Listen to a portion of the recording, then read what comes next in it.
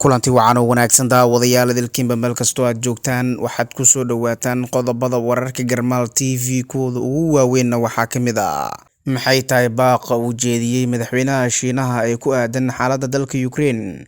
warbixin arrintaasi ku saabsan ayaan idiin soo gudbin doonaa sidoo kale qodobada warka ku jira waxaa ka mid ah tirada rasmiga ah oo ilaa hadda ku geeriyootay duulaanka Ruushka uu ku qaaday dalka Ukraine oo la ogaaday haddaba heerka ay gaarsiisan yihiin dhimashadaas ayaan idiin soo gudbin doonaa sidoo kale daawadayaal qodobada warka ku jira waxaa qayb ka noqonaya Zelensky oo khudbad u jeediyey baarlamaanka UK kuna baaqay taageero haddaba nuxurka khudbadaasi waxay ka dhigan tahay aan idiin soo gudbin doonaa sidoo kale daawadayaal qodobada warka aan idinkugu soo gudbin doono waxaa ka mid ah wararkii ugu dambeeyay xaaladda dalka Ukraine oo la soo warinayo in dhibaatooyin xoogan halkaas ay ka jiraan qodobadaasi qodobo kale ayaad ku daawan doontaan wararka Garmaal TV ee ku soo dhawaada iyagoo faahfaahsan aanu ku bilownay maxay tahay baaqa uu jeediyey madaxweynaha dalka Shiinaha ee ku aadan xaaladda dalka Ukraine madaxweynaha Shiinaha Xi Jinping ayaa ku tilmaamay xaaladda Ukraine mid walaac leh wuxuuna ku baaqay in xaaladda xilligan la dejiyo sida uu sheegay telefishinka dowladda Shiinaha ee CCTV madaxweyne Xi Jinping ayaa hadalladan ka jeediyey kulan fogaan arag ah oo la yeeshay madaxweynaha Faransiiska Emmanuel Macron iyo ra'iisul wasaaraha Jarmalka Olaf Scholz waxaana madaxweynaha dalka Shiinaha uu sheegay in muhiimaddu ay tahay in laga hortago in xaaladda xilligan dalka Ukraine ka taagan ay faraha ka baxdo wuxuuna sheegay inay muhiim tahay in si wadajir ah loo taageero wadahadallada nabadeed ee u dhexeeya Ruushka iyo waliba Ukraine Shiinaha ayaa si gaar ah waxaa loogu dhaliilaa in xulafada uu leeyahay marka la fiiriyo Ruushka waxaana xilligan wadamo badan ay qabaan in aysan cambaarin xukuumadda Beijing dhacdooyinkii ugu dambeeyay oo Ruushka sida gardarrada ah uga geysanayay dalkaasi Ukraine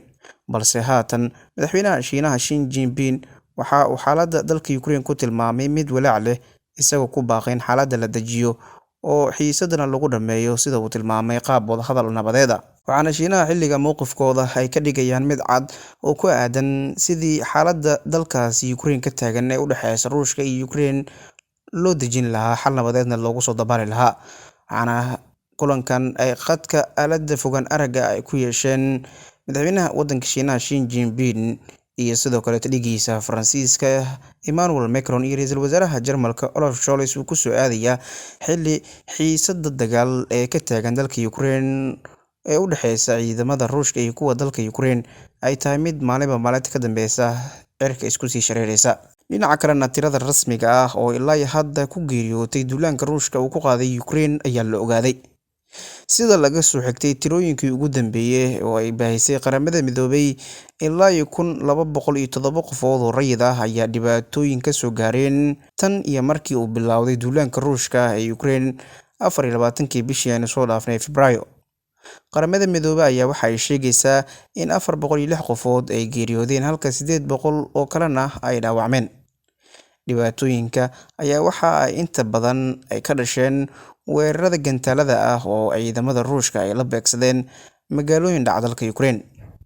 waxaana xilligan qaramada midoobay carabka ay ku adkeysay in ilaa 406 qofood oo shacab ah ay geeriyoodeen halka 800 oo kalena dhaawacyo kala duwan ay soo gaareen waxaana dhanka ciidamada iyo waliba howlgallada ay Ruushka ay ka sameynayaan dalka Ukraine ay faahfaahin aysan ka bixin qaramada midoobay iyadoona dhibaatooyinkan ay inta badan ay ka dhasheen weerarada gantaalada ah oo Ruushka uu la beegsanayo magaalooyin kala duwan oo dhaca dalkaas Ukraine Ruushka waxa uu tilmaamay in ciidamadiisa howlgallada ay u joogaan dalka Ukraine aysan soo gabagabeyn doonin ilaa iyo natiijada ay rabaan ay soo gaaraan waxaana Ruushka uu wacd ku maray in dhulka uu la simi doono waddankaasi Ukraine gabi ahaan uu ka takhalusi doono maamulka hadda jira isagoo tilmaamay in maamul iyaga taabacsan ay soo dhisi doonaan wadamada ugu quwadda weyn adduunka oo Mareykanka ay horboodayso ayaa waxa ay kala hore ay tilmaameen in cunaqabateyn ay saarayaan dalkaas Ruushka balse ilaa haatan ma jiro wax iska bedela mowqifkiisa ku aadanaa duulaanka uu ka geysanayo dalkaasi Ukraine waxaana xukuumadda Moscow ay cambaareyntaasi ay kaga jawaabaysaa duqeymo xoogan iyadoo dhawaan madaxweynaha waddankaasi Ruushka Vladimir Putin uu heegan galiyay ciidamada ku shaqada leh nuclear-ka marka la fiiriyo hubkaasi wax gumaada, iyadoona khatartaasi ka dhalan karta marka la fiiriyo howlgelinta ciidamadaasi uu xilligan heeganka geliyey ay wadamada caalamka ay walaac badan ka muujinayaan. Dhanka kalena, Zelensky ayaa khudbad u jeediyey baarlamaanka UK kuna baaqay taageero. Madaxweynaha Ukraine Volodymyr Zelensky ayaa ka soo muuqday shaashadda isagoo la hadlaya sharci dejiyayaasha Britain.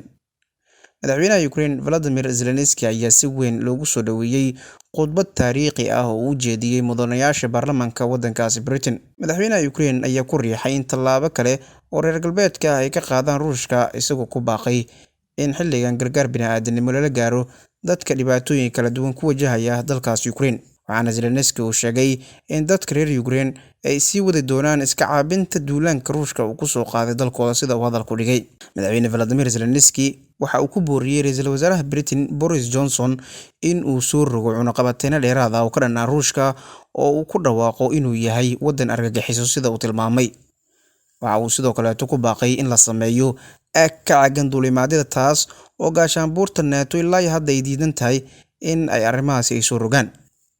Waxaana khudbadan ay noqonaysaa mid taariikhi ah oo madaxweynaha waddankaasi Ukraine Volodymyr Zelensky uu ka horjeediyey marka la fiiriyo hab muuqaal ahna uu soo duubay